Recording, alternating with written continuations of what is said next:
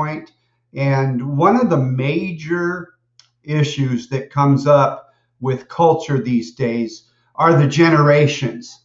And there's a lot of talk about the generations these days and how each one of them is either entitled or rude or old fashioned. But these are the generation cohorts here. You can see the traditionalists, that's called the GI generation.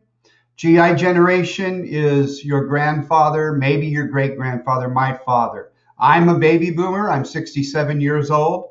Okay, boomer. Generation X came right after me, and they grew up in a time of working moms. So they were called latchkey kids. We've all heard about the notorious, or should I say, infamous millennials. And now the people entering our classes as freshmen and sophomores are Generation Z. So let's just take a look how this force field might impose its will one generation against the other. So first off, we have the GI generation, or the traditionalists. And you can see here some of the factors. They went through World War II. They're very patriotic. They're fiscally conservative. So that means they saved their money. They didn't spend their money.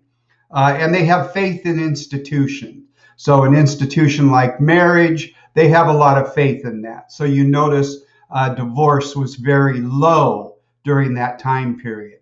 Here we have Generation Z, and a lot of this goes to the millennial generation as well. But you have high-speed internet, social media, and social media away from Facebook and into Snapchat, Instagram, and now whatever this new thing is where y'all are putting different types of faces on the screen. You believe in achievement and civic duty and diversity and social consciousness, which basically translate to social justice. And here is where we get into some of the problems. So if we look at the American flag, the value is there. It stands for freedom. My father's generation fought World War II. So they believe you respect the flag. You always stand and put your hand over your heart. But of course, Colin Kaepernick changed all of that. And during the national anthem, he kneeled. So now we have a big controversy about, is it right to kneel for the flag, or should everybody stand? They believe in reduced spending. So these big bills coming out right now with the current administration, that's not something that older generations approve of. The newer generations have a tendency to spend for equity. So spend